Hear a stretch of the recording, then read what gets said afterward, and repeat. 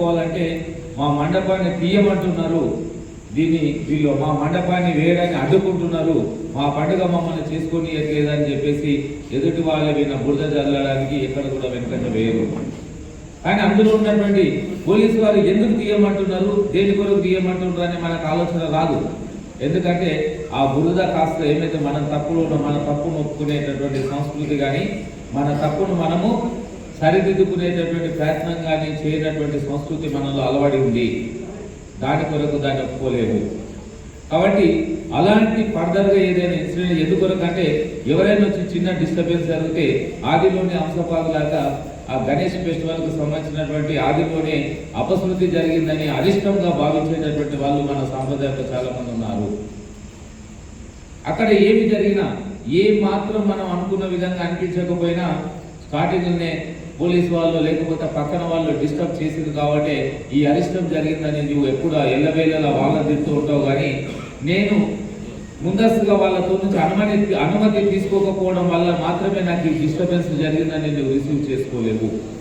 కాబట్టి ముందస్తు ఏదైనా ప్రైవేట్ ప్లేసెస్లో పెడుతున్నట్లయితే, వినాయకుని పెడుతున్నట్లయితే ఆ కన్సర్ట్ ప్లేస్ నుంచి మీరు అక్కడి నుంచి చిన్న అనుమతి తీసుకోండి. అనుమతి తీసుకొని పెట్టండి. ప్రశాంతమైనటువంటి వాతావరణంలో మనకు గణేష్ నవరాత్రులు జరుపుకోవడానికి అవకాశం ఉంటుంది.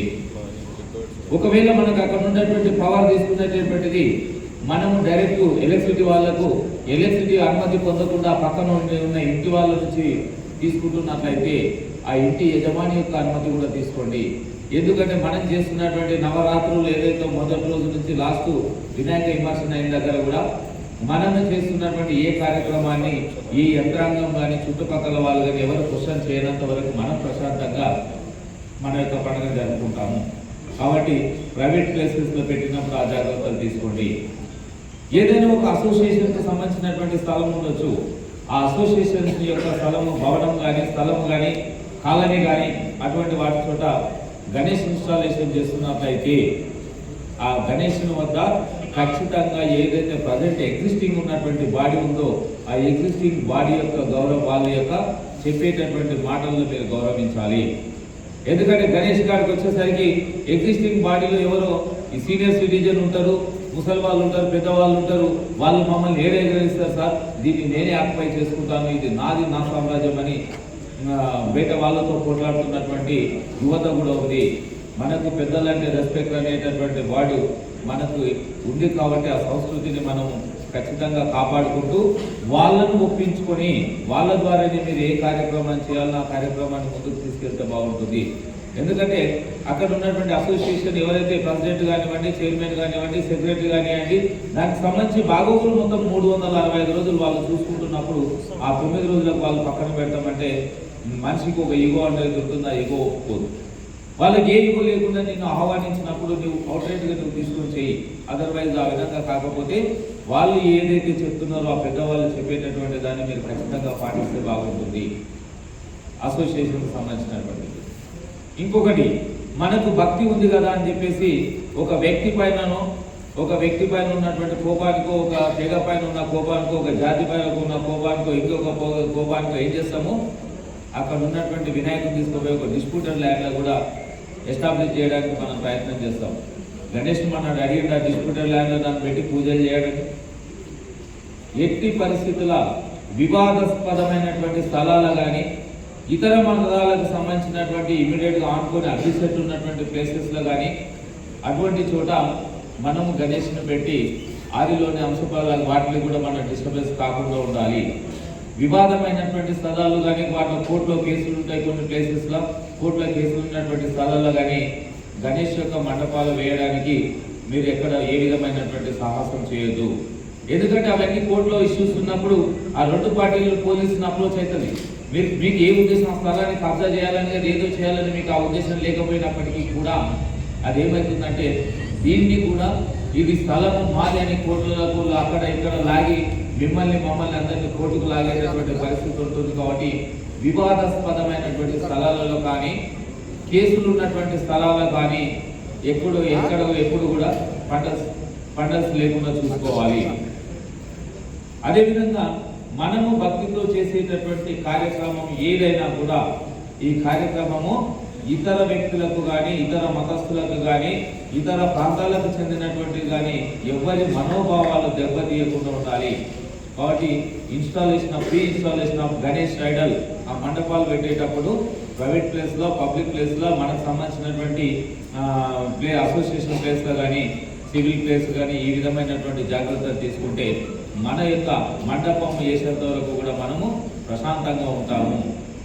ఇది ఒక పార్ట్. ఇదంతా కూడా మండపం వేయడం వరకు గణేష్ని తీసుకొని రావడం వరకు ఒక పార్ట్. ఎప్పుడైతే వినాయక చవితి మనము గణేష్ పూజలను మనము ఆరంభించిన రోజుల నుంచి గణేష్ నిమజ్జనానికి జరిగేటటువంటి మధ్యలో మనం తీసుకోవాల్సినటువంటి జాగ్రత్తలు. చాలా మంది పండల్స్ వేస్తున్నారు. ఆ పండల్స్ వేసి ఎవరు నీవు గొప్ప నేను గొప్ప అనేటటువంటి దానిలో భాగంగానే నేను ఎన్ని ఫీట్ల వినాయకుడు తీసుకొచ్చిన అంటే నేను ఎన్ని ఫీట్లు తెచ్చినా ఎన్ని ఫీట్ల హైట్ ఇవన్నీ చూస్తూ ఉన్నారు. ఓకే, తీసుకొని రావడం మంచిదే. ఎంతటి వినాయకుడు పెట్టినా ఎన్ని పెట్టినా భక్తి మాత్రమే. అందులో ఉండేటువంటి దాన్ని మనకు ఉన్నటువంటి స్థలం ఎంత ఉంది, మన మండపం ఎంత ఉంది, ఆ మండపం నుంచి మనం ఎట్లయితే ఈజీగా మన ఏరియా నుంచి మెయిన్ రోడ్ వరకు తీసుకొని పోగలుగుతామో దాన్ని కూడా దృష్టిలో పెట్టుకొని తీసుకోండి. మనకు ఉండేటటువంటి చిన్న ఆటో పోయే ప్లేస్ ఉంటుంది, కానీ టస్కర్ మీద తీసుకొచ్చే వినాయకుడు ఉంటాడు. ఆ టస్కర్ ఉన్నటువంటి వినాయకుడు మనం ఎట్లా తీసుకుపోయి అక్కడ ఇన్స్టాలేషన్ చేస్తామో మళ్ళీ ఇమర్షన్కి ఏ విధంగా తీసుకొని వస్తాము వాటిని కూడా. అంటే అక్కడ ఉన్నటువంటి స్థలం ఎంత ఉంది, రోడ్ ఎంత ఉంది, వాటన్నిటిని కూడా దృష్టిలో పెట్టుకోండి. ఆ డయాస్ కూడా వేసేటప్పుడు ఉంటుంది, ఆ డయాస్ ఎంతమంది వ్యక్తులు నిలబడవచ్చు, కరెంటుకి సంబంధించినటువంటి కానీ ఏ టైప్ ఆఫ్ మనం స్విచెస్ కానీ వైర్ కానీ యూటిలైజ్ చేస్తున్నామో వాటికి సంబంధించినటువంటి జాగ్రత్తలు తీసుకోండి. ఎందుకొరకంటే ఒకటే చెప్తున్నాను, ఏ మండపం దగ్గర అయినా ఒక చిన్న ఇన్సిడెంట్ జరిగినా అది అరిష్టంగా భావించి మన అందరి మనోభావాలు దెబ్బతీస్తూ ఆ అరిష్టం జరిగినటువంటిగా భావిస్తాం. కాబట్టి ఎవరికి కూడా మనం చేసేటటువంటి నవరాత్రుల భాగంగా ఎవరికి ఇబ్బంది ఉండదు. అదే రోజు మనము అక్కడ అందరూ కూడా మనం పెట్టేటటువంటి నవరాత్రుల్లో భాగంగానే దీపం మొత్తం 9 రోజులు లాస్ట్ వినాయకుడిని మనం విమర్శన చేసి వచ్చేంత వరకు కూడా దీపం వెలగాలని కోరుకుంటున్నటువంటి సాంప్రదాయము. ఈ దీపం వెలగాలని కోరుకుంటున్నటువంటి సందర్భంలో మనం ఏం చేయాలి? ఆ దీపము ఒకవేళ ఆ దీపాన్ని మనము వాటర్ ఉన్నటువంటి ఒక ప్లేట్లో పెట్టమంటున్నాం. ఎందుకు పెట్టమంటున్నాం అంటే పొరపాటున అందులోకి మనకు తెలియకుండానే కానీ మనం తగిలి కానీ కింద పడవచ్చు. లేకపోతే కొన్ని సందర్భాలలో మూగ జీవులు ఉంటాయి, కుక్కలు కానీ పిల్లులు కానీ అలాంటివి. ఎందుకంటే అక్కడ తినుబండారాలు ఉంటున్నాయి కాబట్టి అలాంటి జీవాలు వస్తున్నాయి. ఇంకా కొంత మనము కొంచెం అడమర్చి ఉన్నట్లయితే మతి స్థిమితం లేనటువంటి వ్యక్తులు కానివ్వండి, భిక్షాటన చేస్తున్నటువంటి వ్యక్తులు కానివ్వండి ఆ ప్రదేశంలో తిరిగి వాళ్ళ మనసులో ఏ విధమైనటువంటి కల్మషం ఉండదు, కానీ అక్కడ వచ్చి వాటిని కదిలించినటువంటి సందర్భంలో కూడా డిస్టర్బ్ అయ్యే అవకాశం ఉంటుంది. కాబట్టి అటువంటి సందర్భంలో ఆ దీపాలు పడడం కానీ అటువంటి వాటి నుంచి కూడా ఫైర్ యాక్సిడెంట్ గతంలో కొన్ని ఆ జాగ్రత్తలు తీసుకోకపోవడం వల్ల కొన్ని మండపాలు ఫైర్ యాక్సిడెంట్ అయినటువంటి సందర్భాలు ఉన్నాయి. అటువంటి అయినప్పుడు మనము భవిష్యత్తులో మనం బ్రతికున్నంత కాలము ఎక్కడ ఏమి జరిగినా మళ్ళీ మనకి ఏమనిపిస్తుంది? నేను ఆ రోజు వినాయకుడిని పెట్టినప్పుడు ఆ మండపము కాలిపోవడం వల్లనే నాకు ఈ విధమైన ఇక్కడ అరిష్టాలు జరుగుతున్నాయని మనకందరికి మనసులో ఒక భావం ఉంటుంది. అలాంటి వాటికి తావు లేకుండా ఉండాలంటే ఆ దీపాలకు సంబంధించినటువంటిది సరైన జాగ్రత్తలు తీసుకోవాలి. 24/7 ఖచ్చితంగా మీ యొక్క వాలంటీర్స్ అక్కడ ఉండమని చెప్తున్నాం. ఎందుకొరకు ఉండాలి వాలంటీర్స్? ఇప్పుడు మనకు వినాయకుడిని లడ్డు అనేటటువంటిది మనం వేలం వేస్తున్నాము. ఎవరికి దక్కితే ఆ సిరి సంపదలన్నీ వాళ్ళ ఇంటికి పోతాయి అంటున్నాం. కాబట్టి అట్లా అక్కడ ఉన్నటువంటి లడ్డు నాకే తీసుకొని పోతే, నేనే తీసుకొని పోతే ఆ సంపదలు నాకు వస్తాయని భావించేటటువంటి వ్యక్తులు కూడా చాలా మంది ఉన్నారు. అటువంటి వాళ్ళు తీసుకొని పోతే మరి ఏంటి పరిస్థితి? దాన్ని ఏం చేస్తున్నప్పుడు మనం ఇకేమీ తెలియదు. మనకు తెలియకుండా ఒక నోటి మాటను ఏమనిస్తాం? పలానా వాళ్ళు తీసుకొని పోయిందని ఒకటి అనేస్తాం. అది వాళ్ళు ఎవరైనా కానీ అనేసినప్పుడు ఏ ఆధారం లేకుండా ఒక వ్యక్తి పైన నిందారోపణం, అదే మౌత్ టాక్ అయ్యి అది ఏమవుతుంది? ఒక సెన్సేషన్గా ఇప్పుడు ఉన్నటువంటి సోషల్ మీడియాకు అనుగుణంగా సోషల్ మీడియాను ఇటువంటి దానిలో బాగా వాడుకుంటారు, పబ్లిక్ను డైవర్ట్ చేసేదల్లా.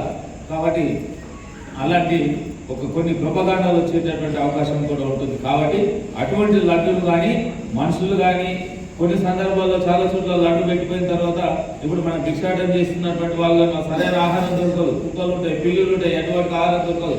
అవచ్చి కూడా డిస్టర్బ్ చేసిన మనం ఇమ్మీడియట్ గా కింద ఎవరు వస్తారు ఎదుటి వాళ్ళు మనకు పడరానటువంటి వాళ్ళు లేదా ఇదే ఆర్గనైజేషన్ లో గతంలో ఇక్కడ పార్ట్ ఉండి ఈ సంవత్సరం సపరేట్ పెట్టి వినాయకులు పెట్టుకున్నారు సార్ వాడే చేసింటారు సార్. పోలీసు కూడా ఎంతవరకు ఇంజెక్ట్ చేస్తారంటే వాడిని పట్టకపోతే మేము చెప్పినా కూడా పోలీసులు వాడిని తీసుకురాస్తలేరు, వాడిని కొడతలేడు, వాడితో కొలువుడు అని అంటారు అంటారు. కాబట్టి 24/7 మీ యొక్క వాలంటీర్ ఉండాలి. అక్కడ ఏ మండపం దగ్గర ఏది జరిగినా హూ ఇస్ ద రెస్పాన్సిబుల్? అక్కడ ఉన్నటువంటి కాలేజీ వాసులు కానీ పెద్ద మనుషులు కానీ ఆర్గనైజర్స్ మీరు మాత్రమే రెస్పాన్సిబుల్. పండుగ అక్కడ ఉన్నటువంటి ఏ అరిష్టం జరగకుండా వీటన్నిటిని అంటువర్డ్స్ ఇన్సిడెంట్ కొని మనము తప్పించడానికి ఏదైనా ఫేక్ రూమర్స్ స్ప్రెడ్ చేయకుండా ఉండడం కొరకు ఏం చెప్తున్నామంటే అన్ని సీసీ కెమెరాలు పర్మనెంట్ సీసీ కెమెరాలు కాకపోయినా మనం లక్షల్లో పెట్టి వినాయకుడిని పెడుతున్నాము, ఎస్టాబ్లిష్ చేసి ఖర్చు పెట్టి చేస్తున్నాము.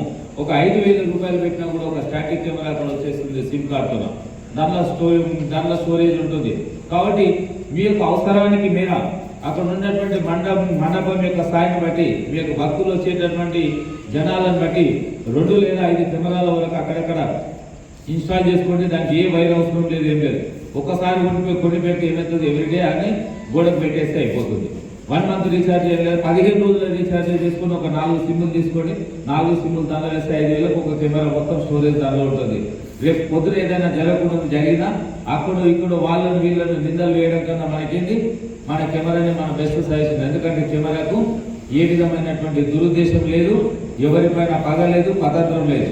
కాబట్టి వాటి కొరకు సీసీ కెమెరాలు కూడా మీరు మీ యొక్క మండపాల్లో అలవర్చుకోండి. ఏదైనా అనుకోని సంఘటనలు జరిగినాయి, దాని నుంచి మనం బయటపడాలి అంటే ఫైర్కి సంబంధించినటువంటి ఎగ్జిబిషన్స్ ఏవైతే ఉన్నావో ఆ ఫైర్కి సంబంధించినటువంటి ఎగ్జిబిషన్స్ పెట్టుకోండి. వాటర్ కానీ ఇసుక కానీ అటువంటి వాటిని కూడా మన మండపాల ముందు ఉంచుకోండి ఆర్గనైజర్స్. అదేవిధంగా ఇక్కడ నవరాత్రుల్లో భాగంగా పూజలు చేస్తుంటారు. పూజలు చేసిన క్రమంలో మన మహిళలు కానీ మన ఆడపడుచులు కానీ చిన్నారులు కానీ అందరూ వచ్చి అక్కడ వాళ్ళు వచ్చి వాళ్ళ యొక్క మొక్కులు తీసుకునేటటువంటి క్రమంలో ఎట్టి పరిస్థితుల వాళ్ళకి ఎవరికి కూడా ఆటంకం జరిగినా కూడా ఆర్గనైజర్స్ ఎట్టి పరిస్థితుల్లో క్షమించేది ఉండదు. గుర్తుపెట్టుకోండి. మీ వల్ల ఎనీ ఉమెన్ లేదా ఎవరైనా ఒక ఎనీ డివోటివ్ మీ వల్ల ఇబ్బంది పడుతున్నాడు అంటే అక్కడ 100% ఆర్గనైజర్స్ పూర్తి బాధ్యత. అందుకనే నేను ప్రతి ఏదైతే ఆర్గనైజేషన్ దగ్గర నుంచి వినాయకుని దగ్గర నుంచి ఎవరైతే ఇన్స్టాల్ చేస్తున్నారో